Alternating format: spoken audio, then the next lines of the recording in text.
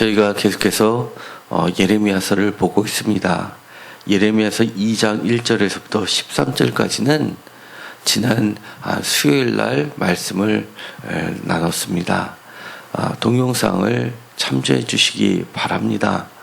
그것과 관련하여서 우리가 한 가지를 더 찾아 보았습니다. 하나님의 말씀 중에서 특별히 2장 2절에 있는 내 청년의 때의 인애와 내 신혼 때의 사랑을 기억하더니 곧 씨 뿌리지 못하는 땅 그 광야에서 나를 따랐음이니라 라는 말씀에 나오는 광야와 관련된 말씀입니다.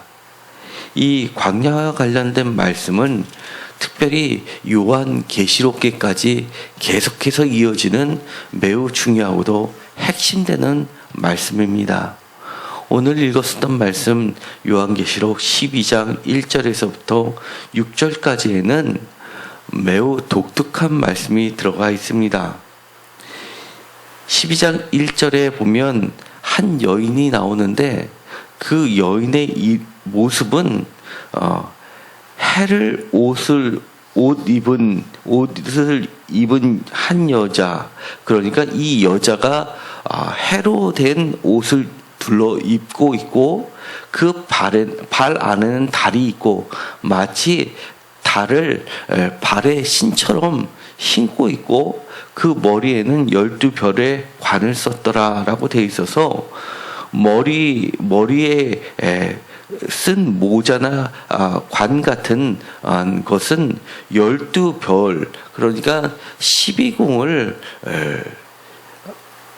머리에 쓰고 있는 여인입니다. 요한계시록은 여러 가지 환상들이 묵시의 형태로서 소개되고 있는데 이 묵시라는 것은 감추어져 있는 계시이지만 하나님의 영이 함께 하시면 때에 적절한 때에 그것이 커튼을 들어 올려서 무대가 새로 드러나는 것처럼 밝게 보여지는 것을 이야기합니다.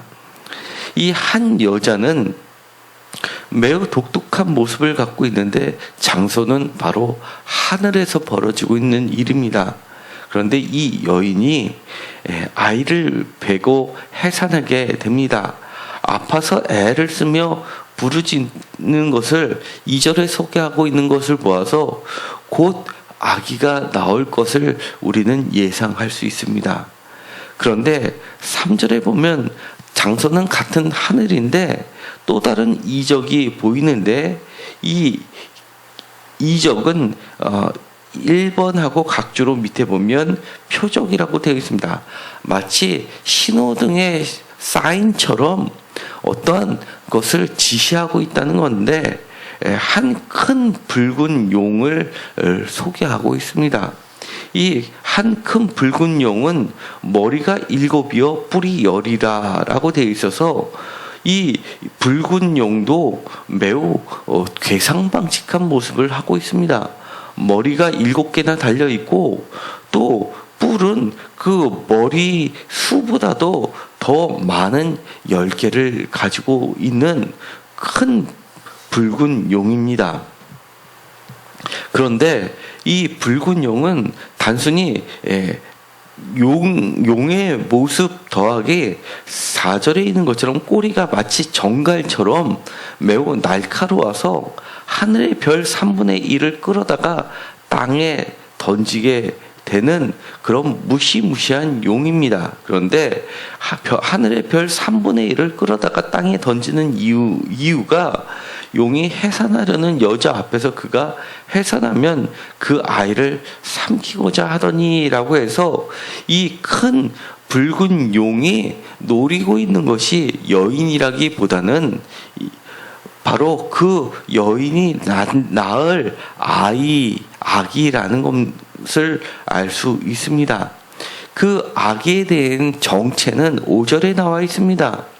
여자가 아들을 낳으니 이는 장차 철장으로 만국을 다스릴 남자라 그 아이를 이라고 소개하고 있어서 그 아이는 남자아이입니다. 남자아이인데 장차 철장으로 만국을 다스릴 아이라고 소개하고 있습니다. 이것으로 보면 대충 우리가 짐작되고 있는 것이 있습니다. 먼저 한 여인에 대한 이야기입니다. 이 여인이 천주교에서는 마리아라고 소개를 하고 있습니다. 그러나 많은 학자들이 보기에는 이 여인이 마리아라기보다는 5절에 보면 아이를 낳는데 이 아이는 분명하게 철정으로 만국을 다스릴 아이이기 때문에 예수 그리스도라고 보여지게 됩니다. 그런데 이 아이는 곧 하나님 아까 그 보좌 앞으로 옮겨가게 되고 17절에 보면 요한계시록 12장 17절에 보면 그 여자의 남은 자손 곧 하나님의 계명을 지키며 예수의 증거를 가진 자들과 더불어 싸우려고 바다 모래 위에 서 있더라라고 하면서 이 여인의 남은 자손이 이 아들 말고도 또 있음을 보여주고 있기 때문에 마리아라고 보기는 어려운 것이 대부분의 학자들의 중론이라고 할 수 있습니다. 이처럼 이 여인은 무엇으로 보든지에 따라서 많은 차이가 날 수 있습니다.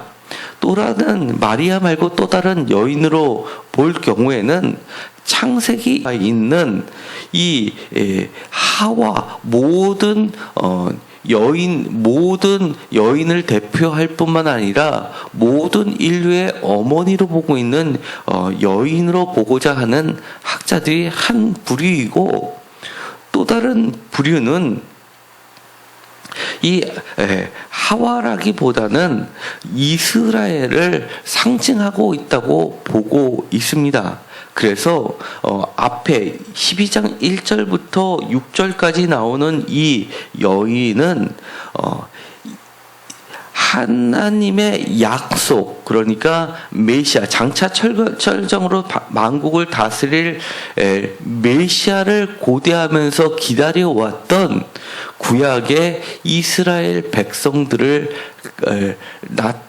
가리키는 그런 상징적 인물로 보고 있고, 이 뒤에 17절 이후에 나와 있는 것처럼 여자의 남은 자손 곧 하나님의 계명을 지키며 예수의 증거를 가진 자들을 이라는 이 표현은 바로 새로운 이스라엘, 그러니까 약속의 아들 메시아를, 예수 그리스도를 주로 고백하고 있는 약속의 성취를 이루는 새로운 이스라엘들을 가리키고 있기 때문에 이 여인은 교회로 보고자 하는 그런 또 다른 학자들이 주류를 이루고 있습니다.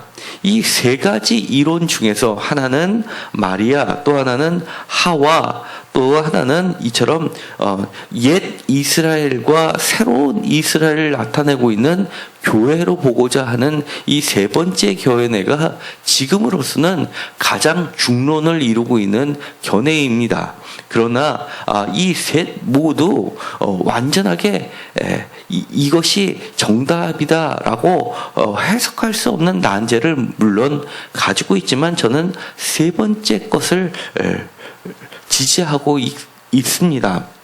그리고 이 여인이 해를 옷 입고 그 발에는 달이 있고 그 머리는 12별의 관을 썼더라. 이 특별히 관은 왕관처럼 권위를 나타내고 권력을 의미합니다. 그리고 마찬가지로 세상을 주관하고 있는, 해를 숭배하고 있는 대표적인 나라는 바로 이집트입니다. 애굽입니다. 그리고 12별을 숭배했었던 것은 대표적으로 바벨론입니다.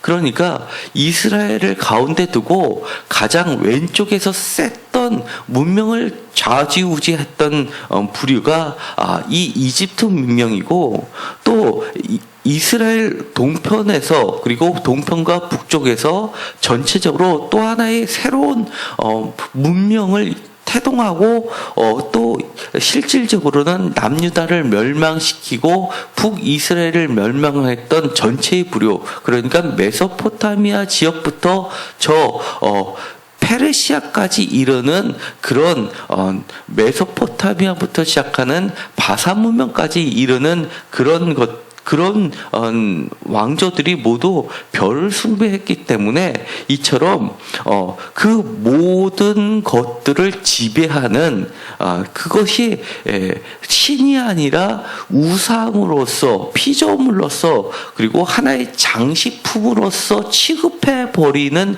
여인, 그러니까 이 여인은 교회라고 보는 것이 가장 적합해 보입니다. 그러면서 이 여인은 오직 하나님만을 숭배하고 하나님만을 섬기는 이 여인으로서 보는 것이 적합합니다. 구약에서는 교회라는 말이 70인역의 이 에클레시아를 쓴 것이 바로 거룩한 무리, 거룩한 백성을 지칭하고 있습니다. 그러니까 이 모세가 출애굽을 시켜서 민수기에 거룩한 성회로 모이는 그 집단들이 모두 다 이 교회 에클레시아라는 원어를 같이 공유하고 있는 집단들입니다. 그렇기 때문에 옛 이스라엘도 오늘날의 표현으로 이야기하면 교회라고 이야기할 수 있기 때문입니다.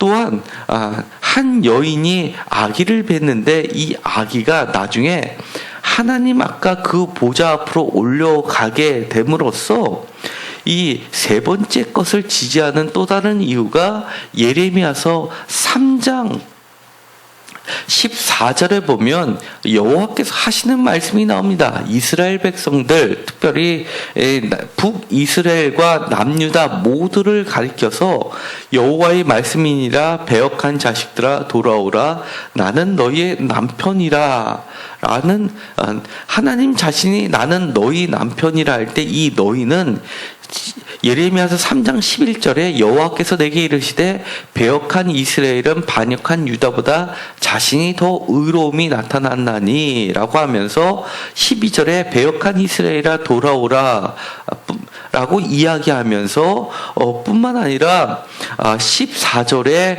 내가 너희를 성읍에서 하나의 족속 중에서 둘을 택하여 너희를 시온으로 데려오겠고 라는 말을 종합해서 볼 때 하나님이 남편이 되시고 그 부인이 이 여인이 되고 그 여인이 낳은 아들이 바로 예수 그리스도라는 것을 알 수 있기 때문에 전체적으로 구약부터 신약까지 일관되게 흐르는 것은 구별된 백성들, 언약의 백성들을 즉 교회를 의미한다고 볼 수 있기 때문입니다.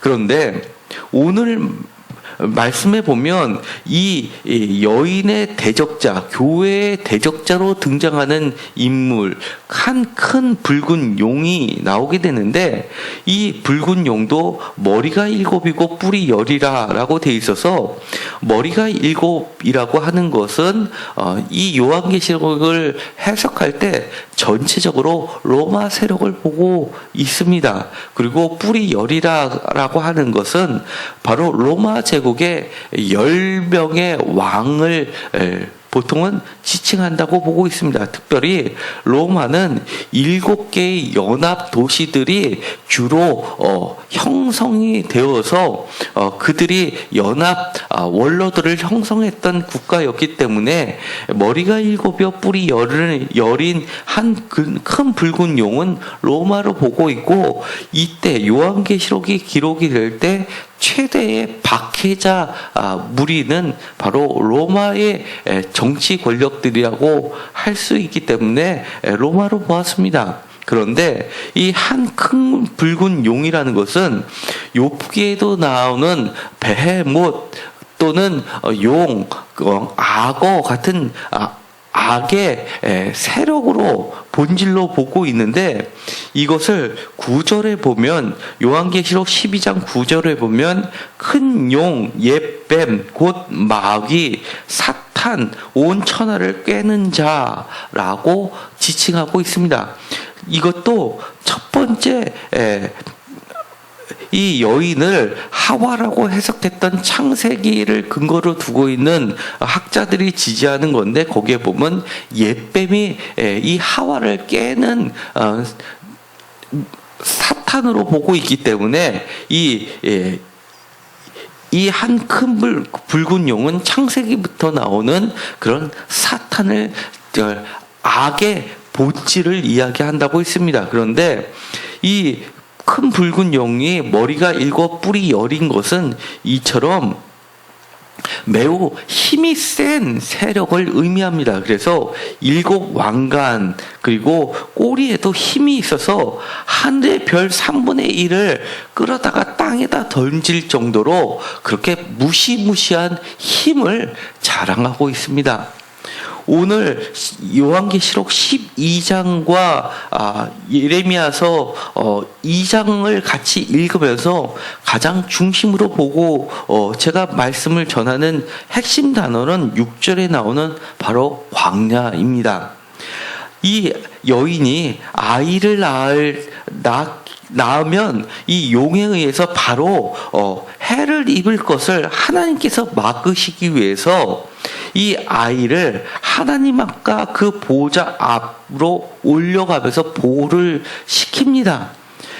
장소는 하늘이었고 하늘에서 싸움이 벌어질 뻔했는데, 그 여자를 하나님께서 보호하시기로 작정하시고 그를 인도했던 장소가 바로 6절에 나오는 광야입니다. 이 광야는 이스라엘 백성들에게 있어서 매우 특별한 의미를 가지고 있습니다. 민수기의 주요 배경이 되는 것이 바로 광야입니다. 애굽에서 출애굽을 해서 약속의 땅 가나안으로 가기 전에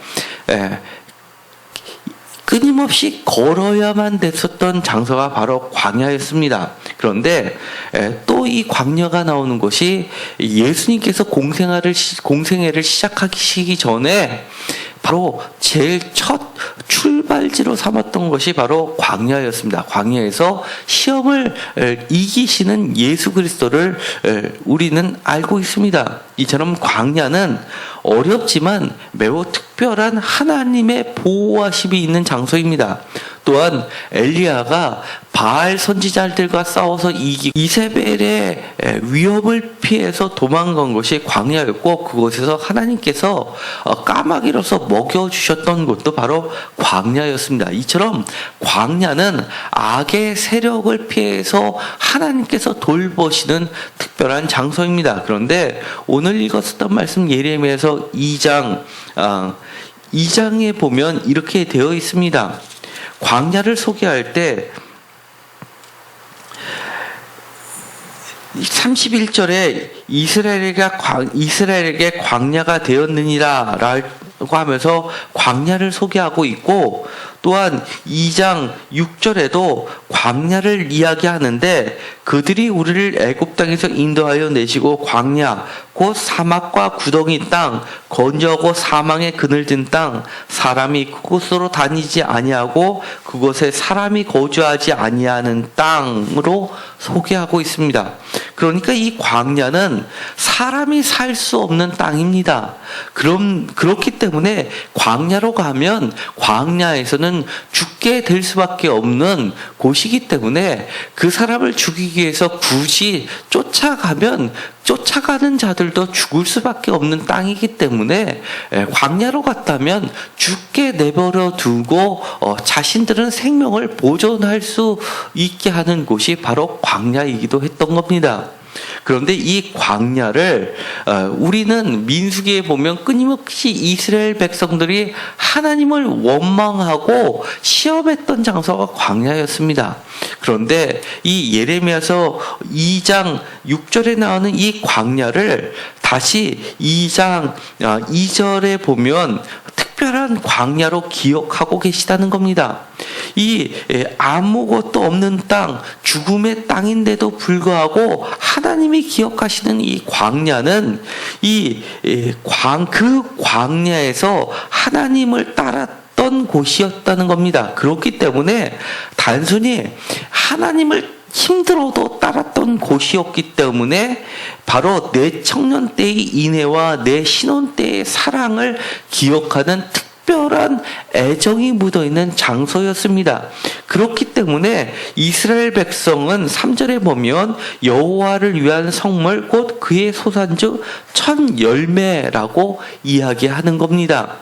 그렇기 때문에 신혼 때의 사랑이라는 말은 다시 우리가 이미 읽었었던 것처럼 3장에 나오는 것처럼 3장 14절에 나오는 것처럼 나는 너희의 남편, 하나님은 남편, 이스라엘 백성들은 그리고 교회는 언약의 백성들은 바로 그 부인으로서 소개를 하고 있는 겁니다. 그렇기 때문에 이 요한계시록 12장 6절에 보면 그 여자를 광야로 도망가게 하여서 그곳에서 1260일 동안 하나님께서 그를 양육하시며 돌보시는 장소를 보게 하십니다. 왜냐하면 이 광야 아무것도 없는 땅이지만 예레미야서 다시 2장에 보면 아무것도 없지만 그곳에서 이스라엘 백성들이 하나님을 따랐을 때 물이 없다고 불평할 때 바위에서 물이 솟아나게 하면서 그들을 먹여셨던 하나님이기 때문입니다. 그것을 다른 말로 표현해서 예레미야서 2장 13절에 보면 이렇게 되어 있습니다. 하나님께서 자신을 생수의 근원되는 나라고 이야기하십니다. 그렇기 때문에 요한계시록 12장 6절에 나오는 광야로 그를 특별하게 인도하셔서 그곳에서 사람들이 보기에는 그리고 이 한 큰 붉은 용, 사탄, 옛뱀, 마귀, 큰 용이 온 천하를 깨는 자가 보기에는 죽음의 땅일지는 모르지만 그 광야에 하나님이 같이 함께 하시면 하나님께서 생수의 근원이 되시기 때문에 죽이지 않고 그를 끊임없이 물을 공급하심으로써 그를 살리시는 곳이 될 수 있음을 보여주고 있는 겁니다. 그렇기 때문에 우리는 이 땅에 광야에 사는 존재이기도 합니다. 왜냐하면 이 1절에서 6절까지는 모두 다 전쟁의 배경이 됐던 곳은 바로 하늘입니다. 하늘인데 7절에 보면 하늘에 전쟁이 있어서 그 용이 쫓겨나서 간 곳이 바로 9절에 보면 땅으로 쫓겨나게 됩니다. 이 땅이 바로 이 사탄이 지배하는 곳인데 이 사탄이 지배하는 이 땅에 사는 우리 하나님의 백성들, 새로운 이스라엘들, 교회들도 땅에 존재하기 때문입니다. 그러나 이 땅이 사탄의 지배하에 놓여 있지만 그리고 건조하지만 하나님의 특별한 보호하심을 받는 곳이 바로 그 넓은 땅 중에서 특별한 곳 광야라는 겁니다. 그렇기 때문에 우리는 이 광야를 걸어가는 존재입니다. 광야를 가지만 죽음의 장소가 되지 않는 이유 딱 하나, 바로 생수의 근원이 되시는 하나님을 따를 때, 생수의 근원이 되시는 하나님을 의지할 때 우리는 이처럼 보호를 받고 더 사탄과 싸워서 이길 자들, 바로 요한계시록 12장 17절에 있는 것처럼 여자의 남은 자손 곧 하나님의 계명을 지키고 예수의 증거를 가진 자들이 될 수 있는 겁니다. 그런데 우리가 그것을 잊어버리고 예레미야서 2장 13절에 보면 두 가지 악을 행하게 되는데 그것이 바로 스스로 웅덩이를 파게 되는 죄, 또 한 가지는 생수의 근원 대신 하나님을 버리는 죄를 쉽게 범할 수 있다는 것을 우리는 알아야 됩니다. 하나님을 버릴 뿐만 아니라 내 스스로의 힘으로 살 수 있다고 착각하는 죄를 범하게 된다는 겁니다. 그 스스로의 힘, 나의 노력, 나의 능력을 의지하는 것은 그 물을 가두지 못하는 터진 웅덩이가 된다는 겁니다. 사실 이 광야에서 사막에서 시냇물은 마르게 됩니다. 그런데도 불구하고 이 빗물을 그리고 시냇물을 저장하는 방식이 있습니다. 땅을 파서 회를 묻혀가지고 마치 방수처럼 그 땅에다가 이 회치를 함으로써 그 물을 가두는 저수지로 사용하는 방법인데, 그럼에도 불구하고 이 물은 터진 웅덩이라는 겁니다. 우리의 힘이 얼마나 완벽합니까? 우리가 큰 붉은 용, 불타는 것은 피를 상징합니다. 죽음의 그 용과 싸워서 이길 수 있습니까? 우리의 힘으로 이길 수 있습니까? 우리의 힘만으로는 이길 수 없습니다. 철장으로 다스리시는 예수 그리스도의 힘으로써 이기는 것인데도 불구하고 마치 내 스스로 판 웅덩이를 생수의 근원이 되는 것처럼 착각하고 매달리게 될 때는 그 땅은 정말 죽음의 땅, 죽음의 광야가 될 수밖에 없다는 것을 우리는 깨달아야만 됩니다. 반면에 우리가 생수의 근원 대신 하나님을 의지하는 순간 그 광야는 사탄도 감히 접근할 수 없는 보호의 땅, 양육의 땅이 될 수 있다는 것을 반드시 기억하시기 바랍니다. 우리의 인생은 흔히들 광야 같다고 이야기합니다. 우리의 인생, 특별히 이 나이가 들어서 점점점 힘이 없어지고 일을 할 수 있는 나이가 이미 지나버린 은퇴의 시점에 다가올수록 우리는 광야 같다라는 생각을 뼈저리게 느낍니다.